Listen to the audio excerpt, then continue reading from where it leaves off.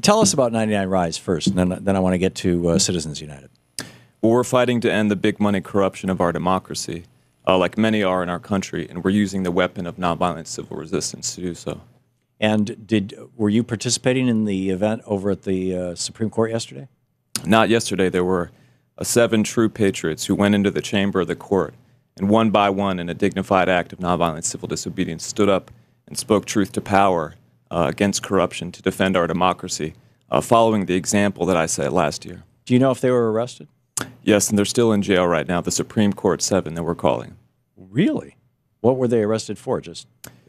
Well, they gave him the same charges that they gave me last time, 3 federal misdemeanors, we think, basically all essentially for the same thing, for speaking out within the court. They call it making a harangue. But there may be an additional conspiracy charge this time. Wow. So they're facing serious time. I mean, conspiracy is what, 5 to 20 years? I'm not sure. I don't think so. I think they're going to be fine. But we need people to stand with them. You can actually go to 99rise.org and sign a petition to stand with the Supreme Court 7. Great. And what else is 99 Rise doing about this? Yesterday was the 5th anniversary of the Citizens United decision. That's right, and I think, it was one of the worst decisions in the court's history, clearly. Oh, I think it's the mirror image of Dred Scott. Mm-hmm. Dred Scott said, people are not property. People are property, excuse me. And Citizens United said, property is people. I mean, it's right. It's the mirror image. And Dred Scott led right to the Civil War, and I think that Citizens United is leading right straight to aristocracy, to oligarchy. Absolutely. And I don't know that it has the potential to create a civil war, but it certainly has warped our democracy.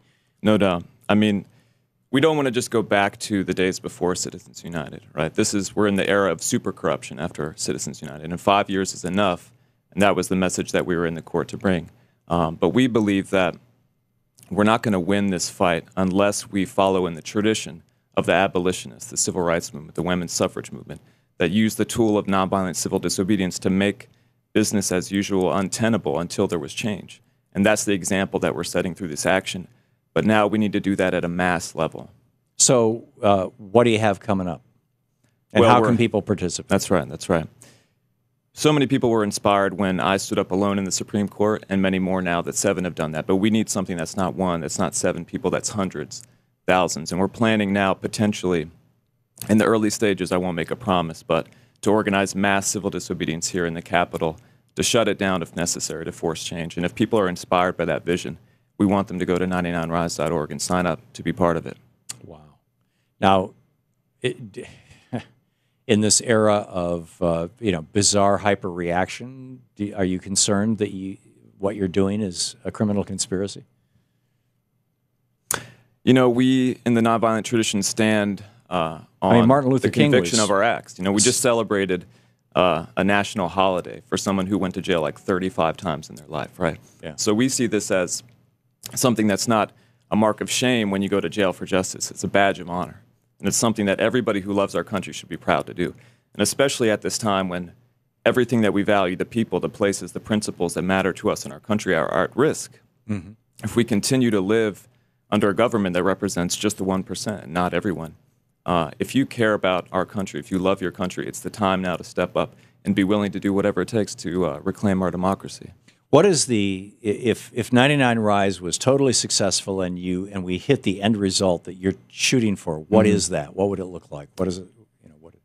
Well, we would say it's a real democracy that's based on one person, one vote, not $1, one vote, where we have genuine equal citizenship, equal political equality, where everyone's voice matters as much as anyone else's in our elections and our government.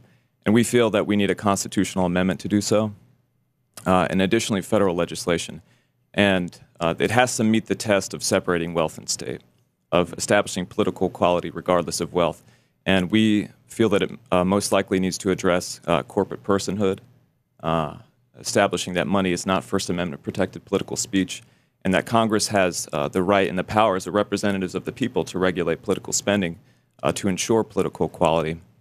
Other additional anti-corruption measures like shutting the revolving door between government and business and establishing for some kind of decentralized public financing so that makes the funding of our elections not an exclusive money primary that the 1% participate in, but a part of a general election process that's open to everyone. Right. So, in other words, right now we not only have a problem of the wall between church and state being breached, but the wall between wealth and state has been ripped down by this Supreme Court. Are you part of the Move to Amend coalition?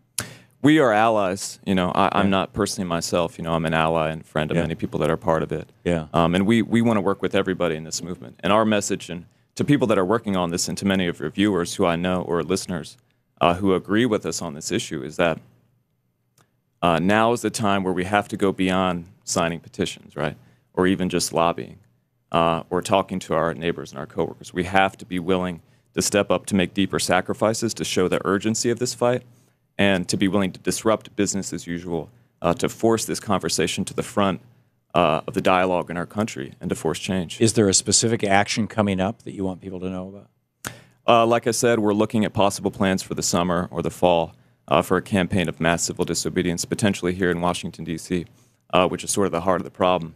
And if people are inspired by that vision, like I said, go to 99rise.org. Let us know that you want to be part of it, because we need to know that there's enough people that are willing to step up, that we can do something on a historic scale. Yeah. You know, so many people have seen Selma, right? Yeah. We need a Selma in our movement. Yeah. We need a Birmingham campaign in our movement. We need a Seattle World Trade Organization protest in our movement. And the time is now, in 2015, before the presidential election becomes a dominant narrative in our country. We have to change the political landscape, so they're fighting on our turn.